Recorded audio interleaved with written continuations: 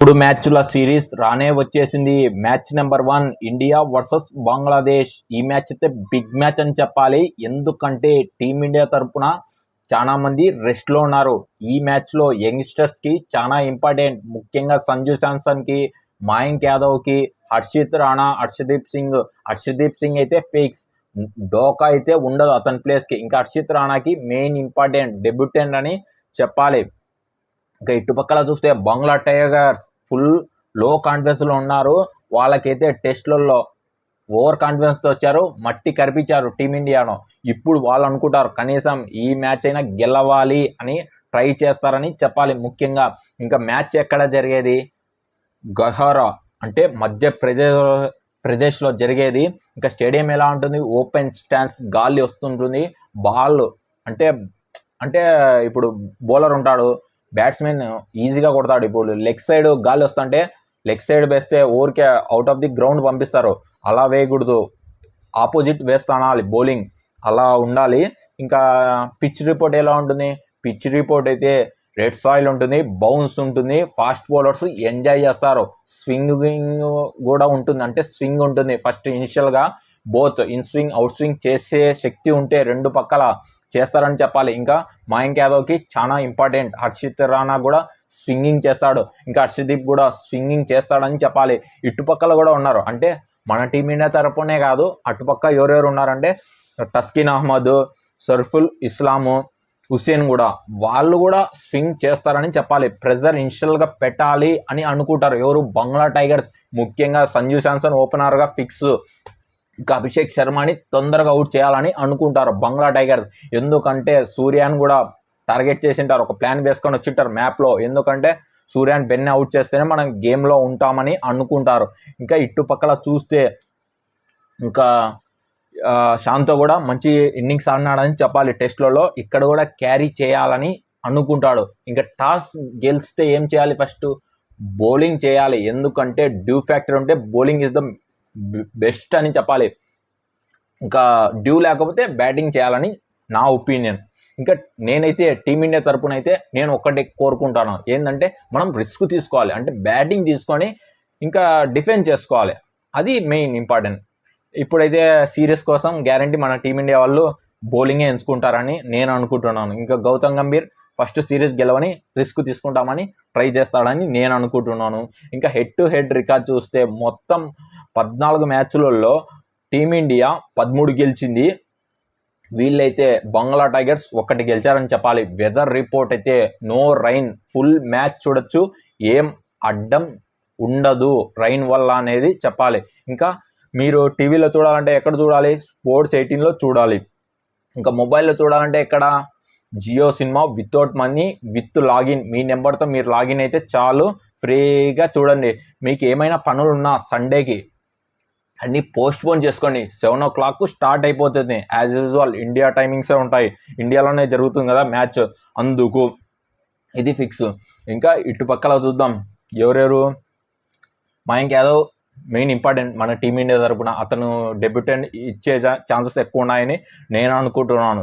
ఇంకా రవి బిష్నాయ్ లాస్ట్ సిరీస్లో మంచిగా రాణించాడు భయ్య, అదే కంటిన్యూ చేయాలి. ఎందుకంటే ఈ జస్ప్రీత్ బుమ్రా వచ్చే కొన్ని ప్లేసులు అయితే డోకా అని చెప్పాలి. ఇప్పట్లో అయితే రాడు, ఎందుకంటే మెయిన్ సీనియర్స్ అయితే ఫుల్ కాన్సన్ట్రేషన్ పెట్టారు టెస్ట్లలో, ఓడిఐలలో. ఎప్పుడు 2026 మిషన్ కోసం ఇప్పుడు నుంచి వీళ్ళకి ప్రిపరేషన్ అనేది స్టార్ట్ అయిపోయిందని చెప్పాలి మన టీమిండియా తరపున. ఇంకా సంజు శాంసన్కి అయితే ఈ match one of the best match అని చెప్పాలి. ఎందుకంటే అతనికి క్రూషల్, ఎందుకంటే ఎవరు లేరు, రిషబ్ పంత్ లేరు, ఇంకా ఇషాన్ కిషాన్ లేడు, జితేష్ శర్మకి అయితే ఛాన్స్ రాదని నేను అనుకుంటున్నాను. మంచిగా ఉపయోగించుకోవాలని మనం కూడా ఆశిద్దాం. సంజు శాంసన్ ఫ్యాన్స్ ఉంటే కింద కామెంట్ చేయండి, నాకు తెలుస్తుంది ఎంతమంది సంజు శాంసన్ ఫ్యాన్స్ ఉన్నారో. ఇంకా రియాన్ పరాగ్, అతనైతే కొద్దిగా యాటిట్యూడ్ చూపిస్తుంటాడు, అది తగ్గించుకోవాలి. ఎందుకంటే నువ్వు ఇప్పుడున్న ఏజ్ చాలా తక్కువ, ఇంకా బాగా నువ్వు ముందుకు వెళ్ళాలంటే ఇన్ని తగ్గించుకుంటే మంచిగా సక్సెస్ అవుతావని నేను అనుకుంటున్నాను. రియాన్ పరాగ్ అయితే. ఇంకా ఇది శివన్ దుబాయ్కి అయితే ఛాన్స్ అయితే ఉంటుంది ప్లేయింగ్ 11లో. ఇంకా హార్దిక్ పాండ్యా అయితే అతనైతే మంచిగా వేస్తున్నాడు భయ్య, మంచి ఫిట్నెస్ చేస్తున్నాడు. ఇంకా రెడ్ బాల్ క్రికెట్ కూడా ఆడుతాను అని చెప్తున్నాడు. ఇంకా వాషింగ్టన్ సుందర్ అతను కూడా మెయిన్ క్రూషల్, ఎందుకంటే ఇప్పుడు నుంచి ప్రిపరేషన్ స్టార్ట్ చేయాలి. సుందర్ బ్యాట్తో కూడా మంచిగా రాణిస్తే అతని ప్లేస్ కూడా ఉంటుంది. ఎందుకంటే అక్షర్ పటేల్ వస్తే ఇంకా సుందర్ని అయితే కన్సిడర్ చేయరని చెప్పాలి. ఇటుపక్కల మాట్లాడితే జాకర్ అలీ, అతను కూడా మంచి బ్యాట్స్మెన్ భయ్య, మంచిగా ఆడుతాడు. కానీ వీళ్ళు చిన్న చిన్న పార్ట్నర్షిప్ డెవలప్ చేయాలి, లేకపోతే ఆ టెంపో క్యారీ చేస్తారో లేరో చూడాలి. అంటే ఫియర్లెస్ క్రికెట్ ఆడతారో లేరో చూడాలి. ఇంకా శాంతో భయ్య మంచి టచ్లోనే ఉన్నాడు, అంటే టెస్ట్లలో మంచిగా అన్నాడు. ఇక్కడ అది మూవ్ ఆన్ చేయాలి. అక్కడ చిన్నగా ఆడి రన్స్ కొట్టడం అది వేరు, ఇది డిఫరెంట్ బాల్ గేమ్ అని చెప్పాలి. ముస్తఫిజుర్ రహమాన్ అతను కూడా మంచిగానే అన్నాడు టెస్ట్లో, అది సరిపోదు. ఇంకా ఇక్కడైతే తక్కువ బాల్కి ఎక్కువ రన్స్ చెయ్యాలని అనుకుంటాడు. ఇంకా లిటన్ దాస్ అతని గురించి ఏం చెప్పాలి భయ్య, అతనైతే ఒక్కోసారి అవులైలుగా అవుట్ అయిపోతాడు, ఒక్కోసారి మంచిగా ఆడతాడు, ఇంత డెడికేషన్ ఉంది అని చూపిస్తాడు. కానీ అది సరిపోదు, కన్సిస్టెన్సీగా రన్స్ కొడితేనే వాళ్ళు గెలిచే ఛాన్సెస్ ఎక్కువ ఉంటాయి. ఇంకా మిరాజ్ వర్సెస్ ఇటుపక్కల ఆప్స్ విన్నారు కదా, అటుపక్క చాలా మంది ఉంటారు. ఎవరు రైట్ హ్యాండర్స్, హార్దిక్ పాండ్యాకి క్రూషల్ అవుతాడని చెప్పాలి మిరాజ్. ఇంకా సూర్యకుమార్ యాదవ్ అయినా, ఎప్పుడైతే సూర్యకుమార్ యాదవ్ బ్యాటింగ్ వస్తాడో మిరాజ్ డైరెక్ట్ వస్తాడని నేను అనుకుంటున్నాను. టస్కిన్ అహ్మద్ ఇంకా అతనైతే ఫేస్ జనరేట్ చేస్తాడు, స్వింగ్ కూడా జనరేట్ చేస్తాడని నేను అనుకుంటున్నాను. ఇంకా సర్ఫిల్ ఇస్లాం అతను కూడా సేమ్ అలానే బౌలరే, అంటే వాళ్ళు ఒక్కటే సీమ్ బౌలింగ్, వాళ్ళకి సేమ్ ఒకటే స్కిల్ సెట్ లాగానే ఉంటారు వీళ్ళందరూ. ఇంకా హుసేన్ కూడా అలాంటి ప్లేయర్ అనే చెప్పాలి ముఖ్యంగా. ఇంకా రెండు టీమ్స్ ఇలా ఉన్నాయి భయ. ఇంకా బెస్ట్ ప్లేయింగ్ 11 ఫస్ట్ వచ్చి వీళ్ళ టీం గురించి మాట్లాడదాం. ఎవరు బెస్ట్ ప్లేయింగ్ 11 చెప్తాను. ఫస్ట్ వచ్చి హరిదోయ్ ఫస్ట్ బ్యాట్స్మెన్, రెండో పర్సన్ వచ్చి జాకర్ అలీ, ఇంకా శాంతో కెప్టెన్, హసేన్, ముస్తఫిజుర్ రహమాన్, ప్రవేజా హుసేన్, లిటన్ దాస్, మిరాజ్, టస్కిన్ అహ్మద్, సర్ఫిల్ ఇస్లాం, హుసేన్.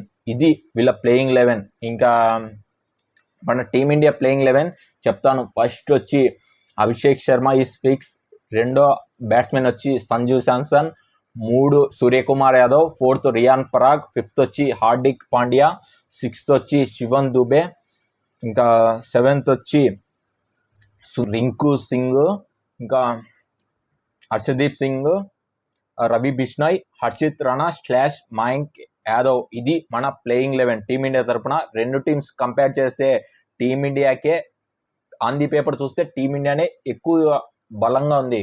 కానీ బంగ్లా టైగర్స్ని నమ్మకూడదు, ఒక్కోసారి డిసప్పాయింట్మెంట్ చేస్తారు. మన సీనియర్స్ ఉన్నప్పుడు మన టీమిండియా అప్పుడు చిత్తుగా ఓడిపోలేదు, కానీ భయపెట్టారు, అంటే ఓడిపోయినారు. ఇంకా అలా జరగకూడదు, మంచిగా ఆడాలి టీమిండియా తరఫున. మన ప్లేయర్స్ అందరూ, సూర్య అయినా సంజు అయినా వీళ్ళందరూ మంచిగా ఆడితే మన టీమిండియాని బీట్ చేయడం వాళ్ళ వల్ల కాదని నేను అనుకుంటున్నాను. ఇంకా బ్యాటిల్స్ అయితే చెప్తాను. టస్కిన్ అహ్మద్ వర్సెస్ అభిషేక్ శర్మ, అదైతే మామూలు బ్యాటిల్ అయితే కాదు, మామూలుగా ఉండదు. ఇంకా ఇటుపక్కల చూస్తే Harshdeep Singh versus Litton Das, top notch batting అని చెప్పాలి. శాంతో కూడా అని చెప్పాలి, ఇనిషియల్గా స్వింగ్ చేస్తాడు కదా, వాళ్ళకి ఇబ్బంది పెడతాడు. జాకీర్ అలీ, ఇంకా మనది ఎవరు రవి బిష్నాయ్ వర్సెస్ లిటన్ దాస్, మిడిల్ ఓవర్స్లో ఉండేది ఇది main crucial battle. Hardik Pandya versus Miraz అని చెప్పాలి. ఇంకా టస్కిన్ అహ్మద్ వర్సెస్ సూర్యకుమార్ యాదవ్, ఇది ఒక టాప్ నాచ్ బ్యాటిల్. నేనైతే టీమిండియా గెలుస్తుందని నేను అనుకుంటున్నాను. మీరు ఏ టీం గెలుస్తుందో కామెంట్ బాక్స్లో కామెంట్ చేయండి, నాకు తెలుస్తుంది.